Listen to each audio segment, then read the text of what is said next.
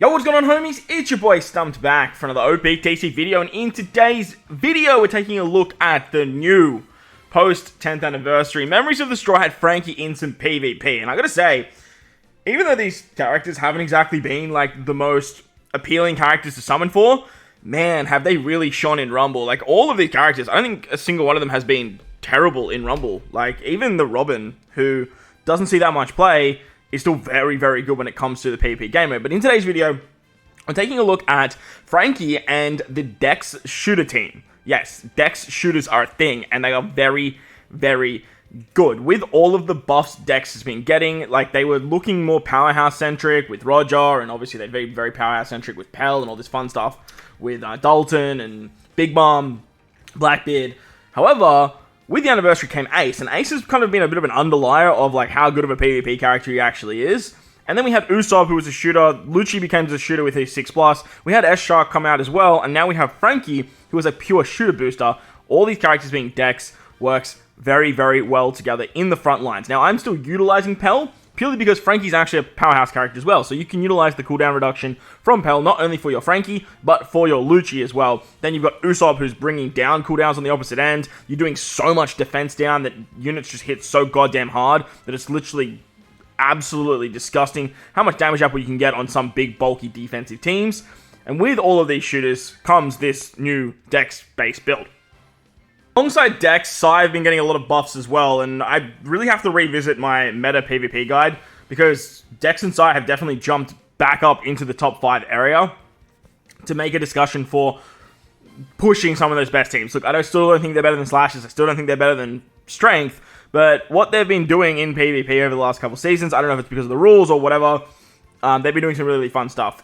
The Sai build and the best DEX build are kind of neck and neck. I'm more of a DEX shooter believer rather than a Sai believer.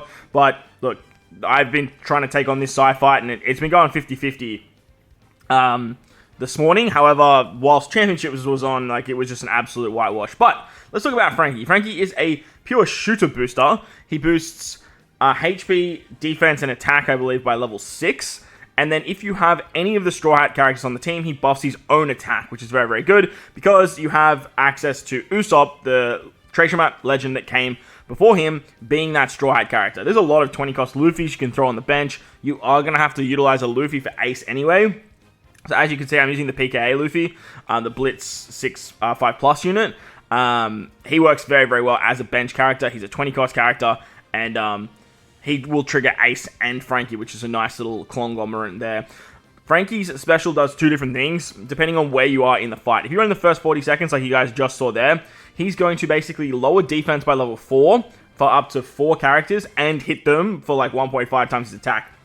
It's very interesting how much damage this is. It's not a lot early, but the defense down, it's definitely crucial for characters like Ace, for characters like Lucci, who also lower defense and then do monstrous shots. So as you guys saw there, we managed to get the Franky shot off very early, which was good. He needs to go in the first 40 seconds, so you kind of need that Pell help. You need Ace for the cooldown reduction. And then, if you're going up against stuff like Wano Law, it can be a bit challenging. But if you use his special in the second half, or below, after the 40-second mark's passed, he's going to do big damage to 2 units. And then if you have 5 shooters on the team, no matter when you use the special, he's going to hit 2 units that'll bypass defense for 1.5 times his attack that'll go through defense, which is very, very big. It's a lot of damage and exactly what the team needs to sort of bimp out units. So if you don't get the Franky special within the first 40 seconds, the team doesn't function nearly as well as it would if you don't. So having the cooldown reduction for this team, not only from Ace, but from Pell, as mentioned, is absolutely key. Pell kind of fits on this team. He doesn't really fit because obviously he's not a shooter, but he is still giving the 3 cooldown to powerhouse characters, which Franky does benefit from. And that extra 3 CD is exactly what you need to get your Franky special off before Ace. If you get Lucci into Franky into Ace, or even Franky into Lucci into Ace, the damage output is absolutely exceptional. Teams that have a lot of defense will still crumble, and teams that have no defense at all will just get absolutely melted, which is ridiculous. Pell's upside too is he does bring a lot of bulk to the DEX team. Remember, he's still buffing DEX as a whole, as well as Powerhouse. so that's always fun. But as you guys can see there, like, you get a lot of attack. Lucci hits so freaking hard, man. Lucci has been the shining light for DEX after all these goddamn showcases that I've done, because there's been so many DEX characters coming out. As you can see, you lower the defense, then you hit, and then you lower defense on another character, then you hit, and then you lower defense again with Franky. Like, it's such a good ability, because you've just lowered a whole bunch of defense with Lucci. You're now lowering more defense with Franky, and then Ace is going to come in and lower defense even more. And then if you lose characters, I like to use Dalton in the back. You can use stuff like Bullet. Bullet's a good option because, like, you have the fighter synergy with S-Shark. But I like Dalton because he hits 3 units, and it's guaranteed to hit 3 units, and it just does so much damage. As you can see, Ace is always going to hit 4 units after his defensive drop.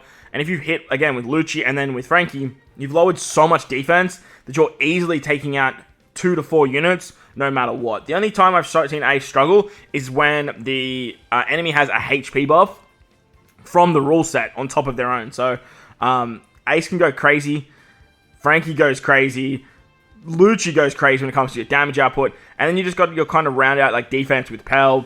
You got S-Shark to come in to cover for Pell because obviously he's not getting buffed by the shooter tag that Franky can actually buff. And then you've got Usopp for a bit of debuffing shenanigans there as well. So taking on the Slasher fight was a lot of fun. Goes to the final part of the showcase. This was against the strongest strength team I could find. Obviously, Dex versus Strength is still going to be an absolute mismatch for Dex. Stuff like Strength Luffy, stuff like Kid and King and Kuma. When you put them all together with like Ace and Kobe and the haste ability and CD reduction, like Dex is just going to melt. Like it's just the way it is.